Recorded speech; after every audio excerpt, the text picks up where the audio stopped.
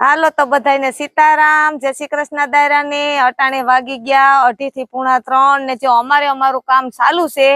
જો અમે હવારના ધૂળ હારતા હતા ને અટાણે થોડાક પાણા ને એવું નડે હે ટ્રેક્ટર આવવામાં, એટલે અમે કીધું કે આ પાણા હેઠવી નાખીને ટાઢી ઘડીને જઈએ। તડકો બહુ છે, ગરમી બહુ છે, કાતરા જેવું થઈ ગયું ને અમે કામ કરતા હતા। અમારે જે ઢાર્યું હે ને ભીહુનું એમાં જા ખીલખોડી કે તો કેવાય ને કિસકોલી કે ગણાય, તો જેના 4 બસ્સા છે, આજો એનો મારો છે।